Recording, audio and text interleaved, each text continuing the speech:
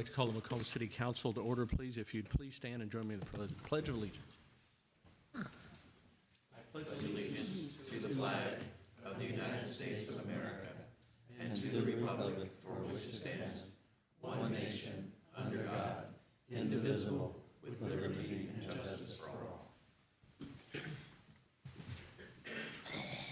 Thank you. If the clerk would call the roll, please. Mike Wayland. Here. John Vajezi. Here. Don Wynn. Here. Tom Cook. Present. Ashley Katz. Here. Tammy Lee Brown Edwards. Here. Dennis Moon. Here. 7 present. We have a quorum. Thank you. Council, before you is the consent agenda, and a motion is in order. Move to adopt as published. Second. It's moved and seconded to adopt the consent agenda as published. Any discussion? Hearing none, roll call, please. Wayland. Aye. Vajezi. Aye. Wynn. Aye. Cook. Aye. Katz. Aye. Brown Edwards. Aye. Moon. Aye. All ayes. Motion carried. Thank you. Citizens wishing to address the City Council on matters germane to the agenda of the meeting will be limited to 3 minutes and are asked to be brief and concise in making their remarks. Comments submitted by mail or email will not be read aloud, but a copy will be provided to each member of the council and made a part of the minutes of this meeting. Does anyone wish to speak to the council under the public comment section of tonight's agenda? Hearing none, we'll move on to unfinished business. Item number 1. Consideration of an ordinance amending Section 17-26 of the Macomb Municipal Code pertaining to the official zoning map. This will be second reading. Thank you. The ordinance provides that the city attorney is recommending to council for its consideration approval of an amendment to Chapter 17, Section 26 of the Municipal Code of Macomb.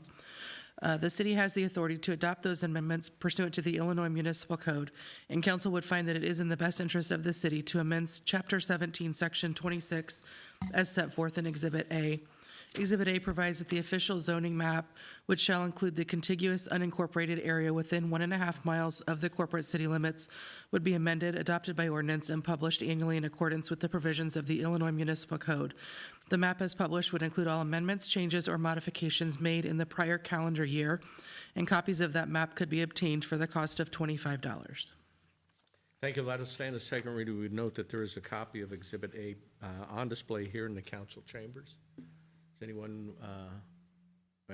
we can entertain a motion to approve the ordinance. Make a motion to amend Section 17-26 of the Macomb Municipal Code pertaining to the official zoning map. Second. It's moved and seconded to adopt the ordinance on the official zoning map. Any discussion? Hearing none, roll call, please. Vajezi. Aye. Wynn. Aye. Cook. Aye. Katz. Aye. Brown Edwards. Aye. Moon. Aye. Wayland. Aye. All ayes. Motion carried. Thank you. Item number 2, consideration of an ordinance approving and causing publication of the official zoning map for the city of Macomb. This will be second reading. Thank you. The ordinance provides that the Illinois Municipal Code requires the city council to cause to be published each year a map showing the existing zoning classifications and revisions made during the preceding calendar year. The Community Development Coordinator has submitted the proposed official zoning map. Each amendment and modification on that official zoning map was previously approved by Planning Commission and codified by ordinance passed by City Council. If adopted, the ordinance would approve and adopt the new official zoning map. The maps are entitled City of Macomb, Illinois, Zoning Districts Map A, and City of Macomb, Illinois, Zoning Districts Map B, and would be approved collectively as the official zoning map of the City of Macomb. The clerk would cause to be published a full-size copy of the official zoning map, and a copy could be obtained for the cost of $25 per map. Thank you. That'll stand as second reading. Motion is in order. Make a motion to approve and causing publication of the official zoning map of the city of Macomb. Second. Been moved and seconded to adopt the ordinance approving and causing the publication of the map. Any discussion? Hearing none, roll call, please. Wynn. Aye. Cook. Aye. Katz. Aye. Brown Edwards. Aye. Moon. Aye. Wayland. Aye. Vajezi. Aye. All ayes. Motion carried. Thank you. Item number 3, consideration of an ordinance amending Chapter 4 of the Macomb Municipal Code regulating alcoholic beverages. This will be second reading. Thank you. The ordinance provides that the city is authorized by Section 4-1 of the Illinois Liquor Control Act of 1934 to establish regulations and restrictions for the sale of at retail of alcoholic liquor. The city has the authority to adopt amendments as provided by the Illinois Municipal Code and the Liquor Control Act of 1934. The city attorney is recommending to council for its consideration and approval amendments to and the recodification of Chapter 4 in its entirety. If adopted, council would find that the amendments and recodification are in the best interest of the city and adopt those changes as set forth in Exhibit A.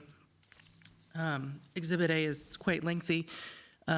Some of the highlights, we would be modifying the name of the chapter to alcoholic beverages. We have changed all of the pronouns throughout the chapter to be gender neutral. We've clarified the notification and public hearing provisions in accordance with current procedure, and all of those now appear in Section 4-85. There was no change to procedure, but some areas were in different areas of the chapter, and they're now all in one location. We've corrected statutory citations as necessary, reorganized Article 4 that lists the different classes alphabetically and renumbering as appropriate, moved all of the available supplementary licenses to their own section, and listed available licenses within each classification. We've also added a new Class D, which is one of the larger changes in the recodification. The new Class D would authorize and make available a license that would permit the sale and serving of alcoholic beverages for on-premises consumption only, and only as an incidental part of a business. It would be available to businesses with the primary function as a full-service personal care services establishment, in a retail establishment for the sale of non-food goods and services other than motor vehicle sales or massage. It would be limited to 10 seats in the bar area, no more than 3 servings per customer per day, no sales outside of the normal business hours, with the same age limits for attending bar and serving, and the only available supplementary license would be the Class SS for Sunday sales. We've additionally amended Class M and Class MB so that they are now permitted to sell wine and spirits pursuant to recent state liquor code changes for certain brew licenses. And we've modified Section 4-88 concerning video gaming to require compliance with all state, federal, and local regulations, including the posting of any signage, and modified 4-108 and 4-109 to mirror the state code sections concerning pricing and happy hours. Thank you. That'll stand as second reading, and the motion is in order. Question. Is it a point of order, Mr. Nguyen? Do I have a question? Okay, we'd have to have a motion if that's all right, and then we could entertain discussion. Okay, go ahead and make the motion. Make a motion to amend Chapter 4 of the Macomb Municipal Code regarding alcoholic beverages. Second. Been moved and seconded. Now, Alderman Nguyen. I'm not sure how we got to this Class D license. What do we need this for? We've been asked by several local personal care businesses to entertain the opportunity for them to engage in the sale of alcoholic beverages, namely a couple of hair salons and a clothing store. Okay. Anyone else? Alderman Moon. Alcohol's always been a very regulated business. It appears to me, and I have a little history in the business, that we are loosening and loosening the regulations on it. I feel there's a little too much gray in this area, in this change in these ordinances. I'm a little concerned about it. Okay, thank you. Anyone else? I'm sorry. Go ahead. Well, no, I would stress that whoever takes this license out, there are rules to abide by, and I'm assuming we will strictly enforce those. And I guess pre-warned is pre-warned. There you go. Thank you. Anyone else? Alrighty. Motion's been made and seconded. No further discussion. Roll call, please. Cook. Aye. Katz. Aye. Brown Edwards. Aye. Moon. No. Wayland. Aye. Bajesi. Aye. Wynn. No. 5-2. Motion carried. Thank you. Item number 4, consideration and ordinance amending Chapter 5 of the Macomb Municipal Code pertaining to the regulations of video gaming terminals. This will be second reading. Thank you. The ordinance provides that the city is a non-home rule unit of government. The Illinois Video Gaming Act regulates the operation, licensing, and administration of video gaming. Section 27 authorizes municipalities to limit, license, and regulate video gaming within their corporate city limits. And we're also authorized by the Illinois Liquor Control Act to establish and regulate restrictions upon the issuance of liquor licenses. If adopted, the city will have determined that it is advisable, necessary, and in the best interest of the city to regulate, consistent with the Video Gaming Act, the licensing and operation of video gaming terminals within the city. Also, if adopted, Chapter 5, Section 132 of the Municipal Code would be amended as set forth in Exhibit A, and new Division 3 would be added to Chapter 5. Exhibit A provides that video gaming terminals should be conducted in accordance with the Illinois Video Gaming Act. And new Division 3 applies to all video gaming within the municipality, sets forth definitions taken from the Video Gaming Act, authorizes the liquor commissioner to supervise all video gaming operations in the city, including investigating the eligibility of any applicants and locations for licenses, jurisdiction and supervision over the code sections, adopting rules to administer the chapter, inspecting to ensure compliance, and ensuring ongoing duties to comply upon establishments. Our provisions would be subject to the Illinois Video Gaming Act and the Video Gaming Act, both of Illinois. No establishment would be permitted to have video gaming on premises without a license from the state of Illinois and the city. We have licensing requirements and application requirements listed in the act as well that pretty closely mirror those requirements of a liquor license applicant. You have a minimum amount of seating required outside of the gaming area and a requirement that they produce to the city their appropriate Illinois gaming license. The fee for the licensing would be $250 per terminal, shared equally between the operator and the licensed establishment, which is in accordance with Illinois state law. The fees would be prorated at the time of issuance only, so that this license would follow the same timeline as the liquor license. State statute limits no more than 6 video gaming terminals, with the exception of a licensed large truck stop, which can have 10. Our code mirrors that requirement.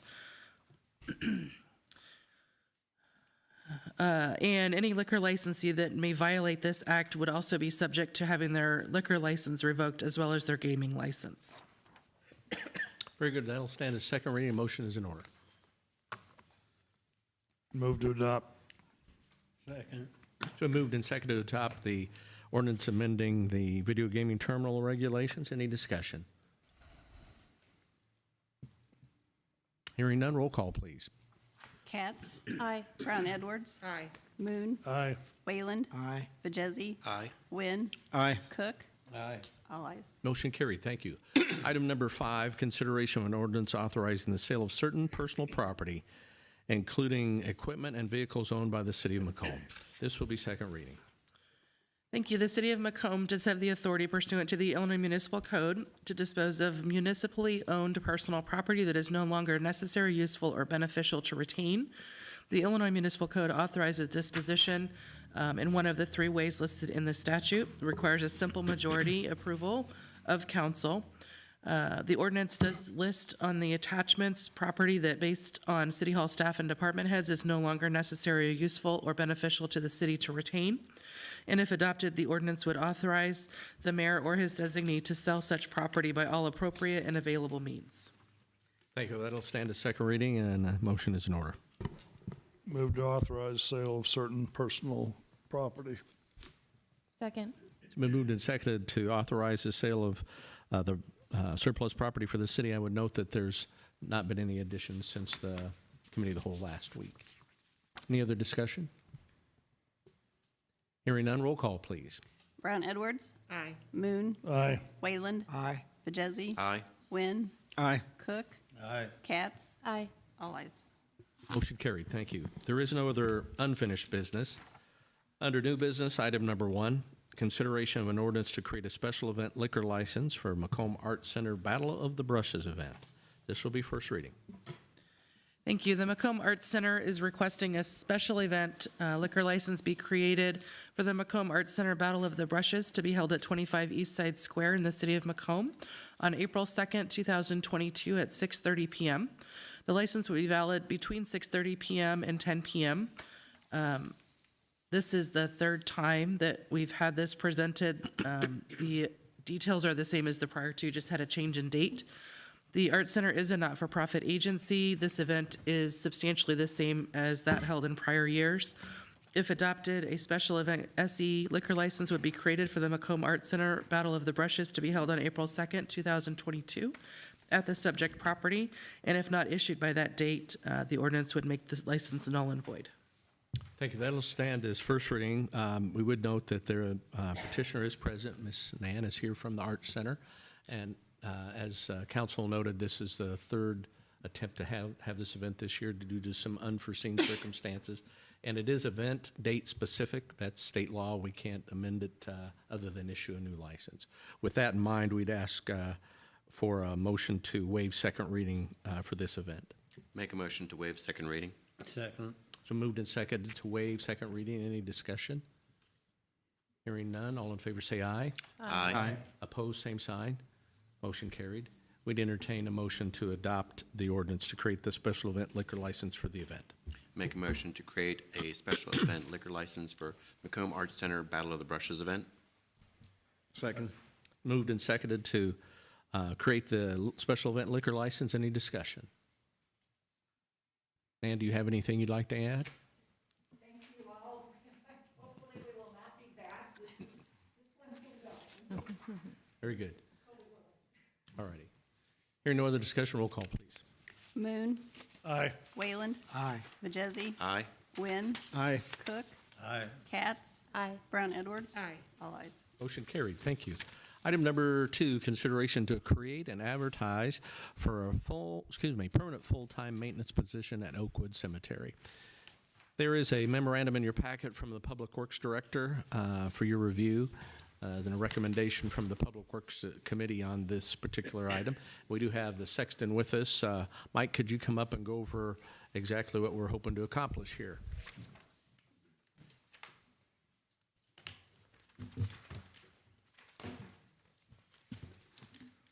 For those of you who don't know me, my name is Mike Fisher. I'm the Oakwood Cemetery and Grounds Maintenance Supervisor for the city of Macomb. Alice is on vacation this week, so I'm here today to move forward with the request of the cemetery department adding on one full-time position. As the mayor said, the proposal was discussed at the Public Works Committee meetings and recommended to be considered at council. A little bit of history, I'll try to be quick. In the past, there used to be 2 full-time employees at the cemetery department. Public Works was restructured. It was decreased to just the supervisor position. The workload of the position has never changed or went down.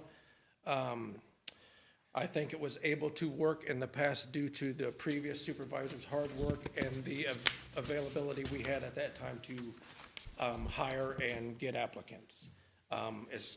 That's kind of where our struggle lies now. The reason we feel this position is needed is kind of in 2 parts.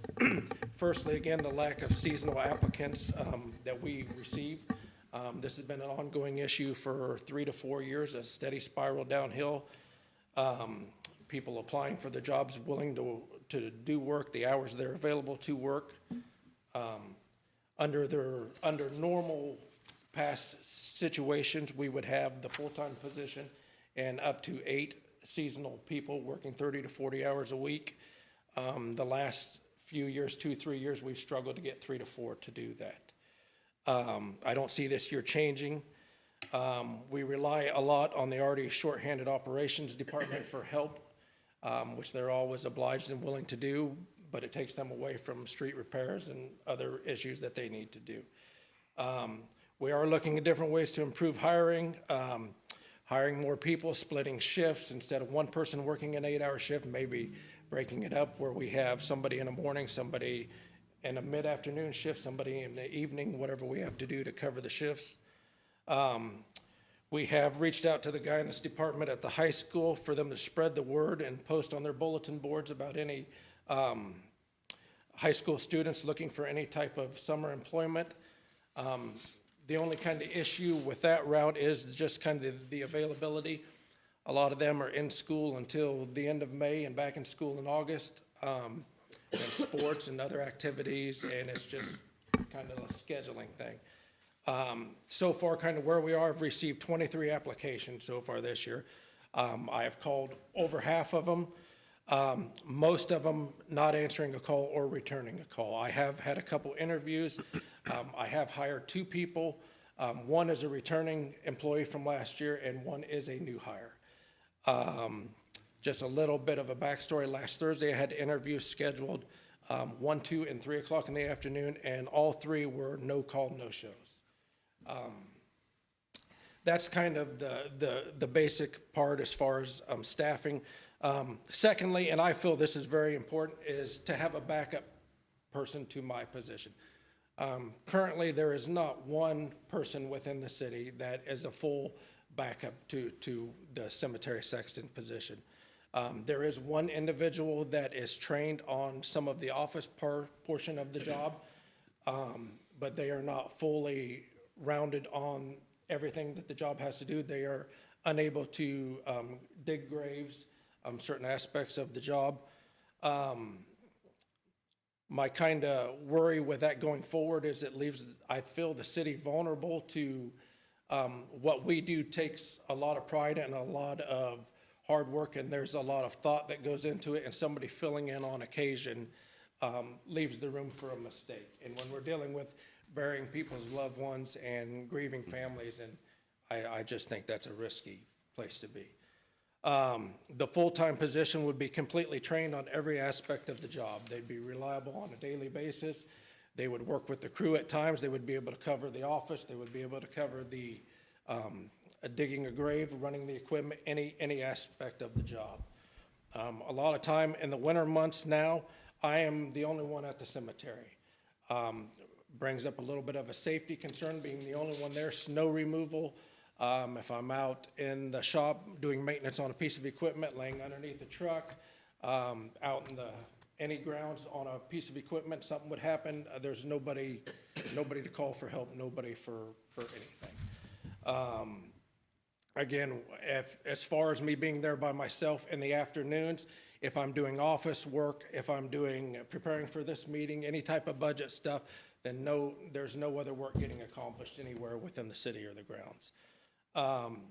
As far as the office part goes, there's a lot of paperwork that I don't think a lot of people realize, and genealogy and family history stuff is really kind of taken over now, and there are lots of phone calls.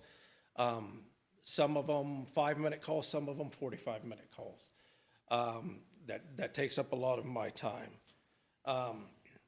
As far as like the winter help, and this position would help with snow removal in the winter, hoping that it would possibly cut a little bit of cost of overtimes, being I wouldn't be the only one doing it. We would share the responsibilities between 2, and hopefully get the job done a little quicker. Also, having a person that's a full backup gives me the opportunity to maybe take, when the opening is there, maybe to take some classes to further my knowledge on the cemetery and the properties and horticulture, and maybe doing some traveling, reaching out to other communities and cemeteries to see how they operate and things we could do different and improve on. And then again, just the safety aspect of having a second person around all day, just in the event that something would happen. Just a quick brief overview of kind of what we do, not counting any of the office duties. Family phone calls, funeral arrangements, anything like that. We have over 50 acres of cemetery grounds that we maintain, between 14 and 15,000 interments on them, most of which, let me say, have some type of monument or marker. All that has to be mowed around, weed eated around routinely. We try weekly, we can't always do it. On top of the cemetery, we have 37 additional cemetery or city properties that we maintain.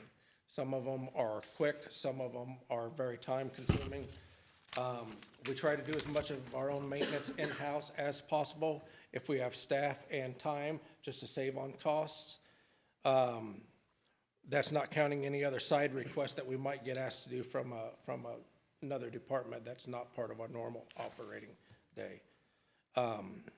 Again, kind of in closing, I guess, the goals of adding this position would be a complete backup for the city to have, someone who's reliable daily. We feel more work would get accomplished, which would lead to cleaner shopping facilities, less stress, no further burden on the operations department, and ultimately would be a better service to our community. Thank you, Mike. Questions or anything? Any questions for Mike? Alderman Vajezi? Do you perceive that you might have more people applying for this because it is a full-time position versus a seasonal position? That's the hope, yes. Thank you. Alderman Moon? Okay, this wasn't a unanimous decision coming out of committee, by the way. I have a couple of questions. I appreciate the handout, and I do appreciate all the work that the cemetery department does. If you get this position, when would this person start? I don't know if that would be after May 1st. I don't know. So it would be after the next budget. I think the plan is, yes, May 1st with the new budget. So the idea to bring it to council tonight, to ask for approval, is that he could start the hiring process, that it would start May 1st. Well, we haven't approved the budget. So Right, if you but it haven't all approved goes the together. budget, you don't know if you're gonna have the money to hire them. That was one of That's the why other we're not things, hiring are we until May, not getting the that's why cart we're not before hiring the until May horse? 1st.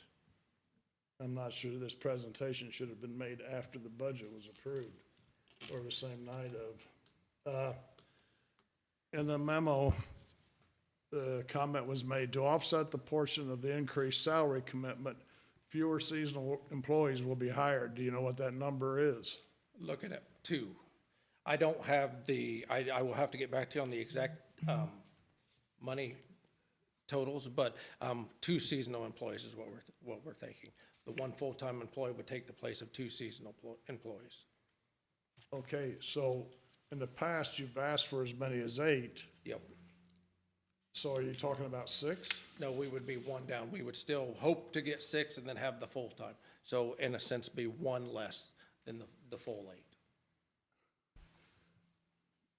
Okay, with those numbers, 5 part-time employees is about a break even money-wise as with the full-time person. Okay.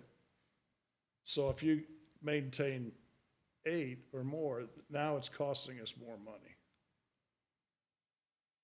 I think even the way it was originally written up, it was not going to be a break even or save money deal. It was still going to be a little bit of an expense. Well, heaven forbid we never try to save money.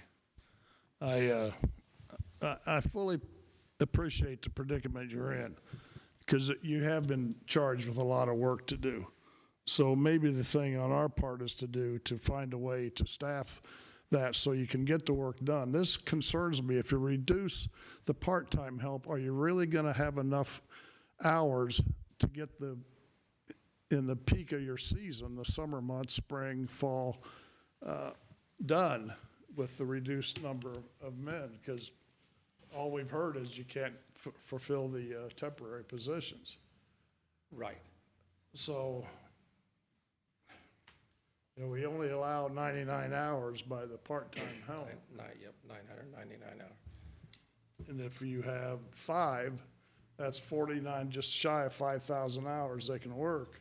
The full-time person is gonna work 2,080 for the whole year. So I'm not sure you're gonna have enough hours to get the work done. Yeah. We have been getting by with, and it's been a struggle, but we have been getting by with the less. I mean, with, Well, because you've been able, like you said in your memo, It has you've been a gotten struggle. prisoners to come over and do it, no guarantee there. exactly. That program is kind of still up in the air. Been down that route on other projects. Yep. Sometimes it works, sometimes it Yep. doesn't.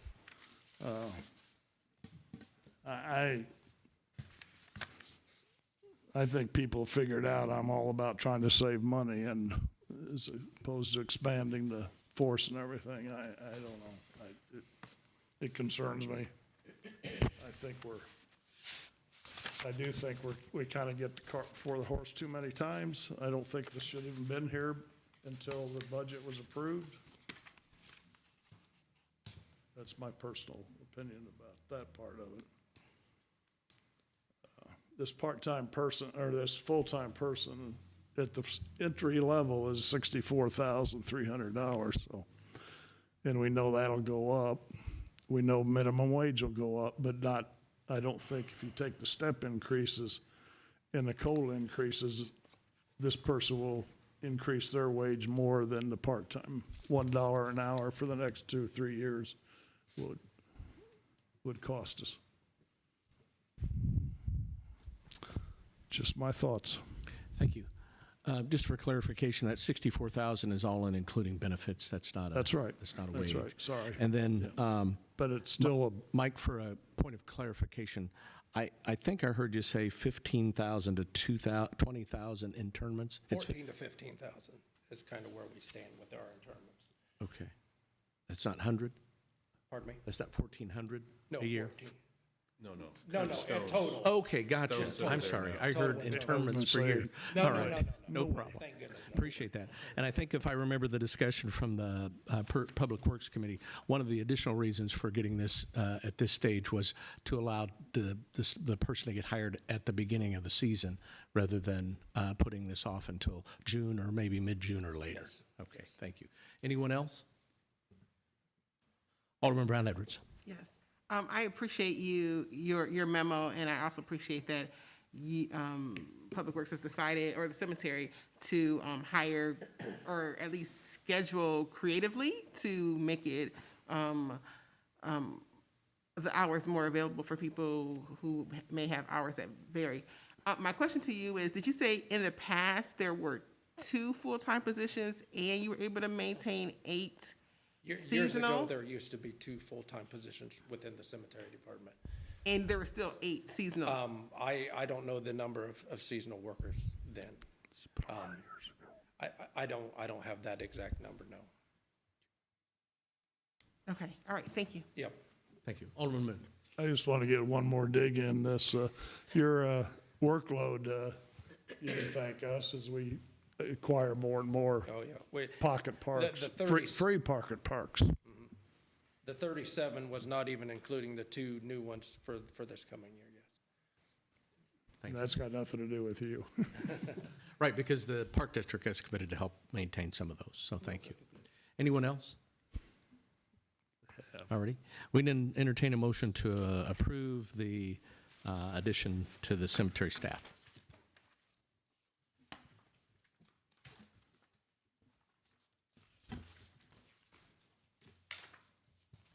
Make a motion to create and advertise for a permanent full-time maintenance position at Oakwood Cemetery. Second. So moved and seconded to approve, to create and advertise to fill the permanent full-time position at the cemetery. Any further discussion? Hearing none, roll call, please. Wayland, Aye. Bajesi, Aye. Wynn, No. Cook, Aye. Katz, Aye. Brown Edwards, Aye. Moon, No, 5-2. Motion carried. Thank you. Thank you, Mike. Appreciate all your hard work. Item number 3, consideration to approve submitting the Section 5311 application to the Illinois Department of Transportation for operation costs of the Go West and Demand Response System for July 1st, 2022 to June 30th, 2023. There's a memorandum in your packet from the Transit Director, Ms. Lambert, and she's here to tell us exactly what this is involving. And this is an annual process. Is that correct, Miranda? Correct. So this is our annual federal application for Section 5311. In the past, we have received the $4,414,200, and this is based on the population size of the county. So again, we're estimated to receive that currently, even with where our numbers stand from the 2020 census.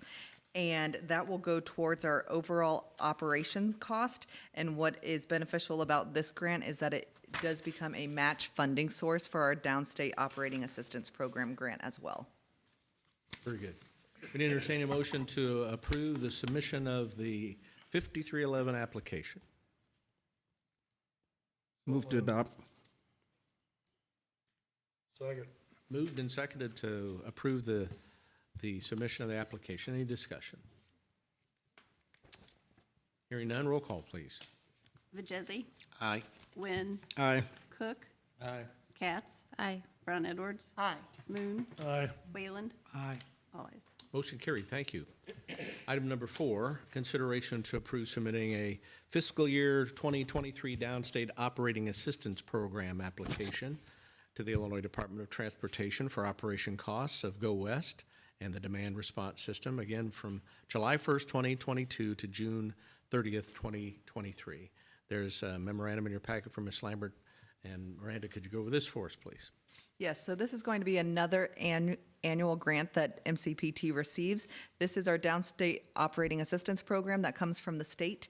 And how this grant works is that it covers 65% of our operation cost. So again, with our total budget being at $2,447,000, 65% of that will be $1,590,550 that it will be covering. And the other 35% will be coming from our matched dollars from 5311 and then local contracts with WIU, McDonough County, WIAAA, as well as Bridgeway. Very good, thank you. We entertain a motion to approve submitting a fiscal year 23 Downstate Operating Assistance Program application to IDOT. So moved. Second. Been moved and seconded. Any discussion? So these two programs are the money for operating our system. Correct. So this is what makes public transportation in McDonough County possible. Very good, all right. Hearing no further discussion, roll call, please. Wynn, Aye. Cook, Aye. Katz, Aye. Brown Edwards, Aye. Moon, Aye. Wayland, Aye. Vajezzi, Aye. all ayes. Motion carried, thank you. Thanks, Miranda. Do you have one other thing? I have 3 other things. Oh, gosh, I have Lisa's name by nose, I see I why. could sit down if you'd like me to. Well, there are 2, excuse me, is an ordinance and 2 resolutions. So you're welcome to set the stage for the ordinance regarding the public transportation in the city of Macomb. So with our Section 5311 grant, that does require us to put in a resolution and ordinance to pass. And what these are going to state is that the city will indeed implement public transportation with these funds, and that the mayor will be the one to be the one overseeing this grant in the sense of being able to sign off with city council's approval, how we spend this money. Very good. With that in mind, we'll have first reading of the ordinance. Thank you. The ordinance provides that public transportation is an essential public purpose for which public funds may be expended under the Illinois Constitution. The city of Macomb wishes to provide public transportation for its citizens and be eligible for grants from the state of Illinois or any department or agency thereof. The Illinois compiled statutes authorize the city to provide for public transportation within the city limits, and therefore it would be ordained that the city of Macomb shall provide public transportation within the city limits, and that the mayor would be authorized and directed to execute on behalf of the city of Macomb a grant application and all required grant agreements with the Illinois Department of Transportation. Very good. That'll stand as first reading. We'll have that on for opportunity for additional discussion at next week's Committee of the Whole. Item number 6 is a consideration of one of the resolutions that Miranda alluded to, and that is authorizing the execution and amendment of Section 5311 grant agreement. If the city attorney would read that into the record, please. Thank you. The resolution provides that the provision of public transit service is essential to the transportation of persons in the non-urbanized areas. Section 5311 makes funds available to the state of Illinois to help offset certain operating deficits and administrative expenses of the system. The state of Illinois does act through the Illinois Department of Transportation to provide the Section 5311 grant. And there is a local share of funds necessary to cover costs that aren't covered by the 5311. The resolution therefore provides that application would be made for financial assistance grant under Section 5311 for fiscal year 2023 to offset the costs and operating deficits of the public transportation program, that the city would provide all required local matching funds, and that the mayor would be authorized and directed to execute and file on behalf of the city the application. He would be authorized to furnish any additional information that would be required. He'd be authorized and directed to execute and file on behalf of the city the 5311 grant agreement, and he would be authorized to provide the information necessary to receive the grant for fiscal year 2023. Very good. Lisa, is there anything you want to add regarding that? Excuse me, Miranda? No, but I'm here if Okay. anyone has questions. All right. We'd entertain a motion to adopt the resolution as read. So move. Second. So moved and seconded to adopt the resolution on execution and amendment of the Section 5311 grant agreement. Any discussion? Any questions from Miranda? All righty, hearing none, roll call, please. Cook. Aye. Katz. Aye. Brown Edwards. Aye. Moon. Aye. Wayland. Aye. Vajezzi. Aye. Wynn. Aye. All ayes. Motion carried, thank you. And item number 7, this is consideration of a resolution for the acceptance of the special warranty, Section 5311. We'd ask the city attorney to read that resolution into the record, please. Thank you. The resolution provides that Section 5311 makes available funds to help offset certain operating deficits to provide public transit. Section 5333B requires that fair and equitable arrangements be made to protect the interests of employees affected by the provision of this assistance as a condition of receipt of funds under Section 5311. Therefore, the application would be made for the financial assistance grant, and as a condition of receipt of the Section 5311 funds, the city would agree in writing to the terms and conditions of the special warranty. Thank you. Miranda, anything to add? Nothing to add, but here for questions. Okay, very good. We'd entertain a motion to adopt the resolution as read. So Make- move. Second. Moved and seconded to adopt the resolution. Any questions, any discussion? All righty, hearing none, roll call, please. Katz. Aye. Brown Edwards. Aye. Moon. Aye. Wayland. Aye. Vajezzi. Aye. Wynn. Aye. Cook. Aye. All ayes. Motion carried. Thank you. And thank you, Miranda. Appreciate Thank you, it. everyone. Item number 8, consideration of an ordinance to amend Chapter 16, Section 54 of the Municipal Code of the City of Macomb, Illinois, pertaining to possession of cannabis. This will be first reading. Thank you. The ordinance provides that the city of Macomb does have the power to pass all necessary ordinances, rules, and regulations. The city attorney and police chief are presenting to council for its consideration and approval amendments to Chapter 16, Section 54 of the Municipal Code of Macomb. The city has the authority to adopt these amendments under provisions of the Illinois Municipal Code. And if adopted, city council would find that it's in the best interest of the city to amend Chapter 16, Section 54. We are adding provisions D, E, and F to Section 54. One provides that no driver may use cannabis within the passenger area of any motor vehicle upon any highway or street within the city. E provides that no driver may possess cannabis within any area of a motor vehicle except in a secured, sealed, odor-proof, child-resistant cannabis container, and that container must be inaccessible. And F provides that no passenger may possess cannabis within any passenger area except in a secured, sealed, odor-proof, child-resistant cannabis container that is inaccessible. Very good. That'll stand as first reading. We'll have that on for further discussion at next Monday's Committee of the Whole. There is no other new business this evening. Any committee reports? Alderman Vajezzi. Just a quick report on the animal shelter. Currently, there's only 4 dogs in the animal shelter. There's approximately 33 cats. We've seen a little uptick in cats. But again, because of Animal Supply Plus, they've been doing a great job getting the cats out there and getting them adopted. Okay, thank you. Anyone else? Aldermanic reports. Alderman Moon. No report. Thank you. Alderman Brown Edwards. Yes, thank you, Your Honor. Just as I've tried to thank Public Works for their snow removal, I want to thank Public Works for their improving our streets. They're out there busily making things better for our citizens, and I appreciate their work. And I encourage people to slow down when they see them working as well. Oh, and I also want to congratulate Macomb High on their multiple awards that they've been winning over the last couple of weeks. Okay, very good, thank you. Alderman Katz? No report. Thank you. Alderman Cook? No report, Your Honor. Thank you. Alderman Nguyen? No report, Your Honor. Thank you. Alderman Vajezi? No report, Your Honor. Thank you. Alderman Whalen? No report, Your Honor. Thank you. Madam Clerk? I anything? don't have anything. Thank you. Mr. Bannon, anything? We kind of let you off tonight. Nothing? Okay. Madam City Attorney? Mr. Administrator? Just I wanted to mention, I passed out the budget with the memo in the front and the verbiage on each budget fund. So those are all in there. If you have any questions, please see me. Thank you. Don't believe there's any more business to come before you this evening, then. We'd entertain a motion to adjourn. Motion to adjourn. Second. Been moved and seconded to adjourn. Any discussion? Hearing none, all in favor say aye. Aye. Opposed, same sign. Motion carried, meeting adjourned. Thank you.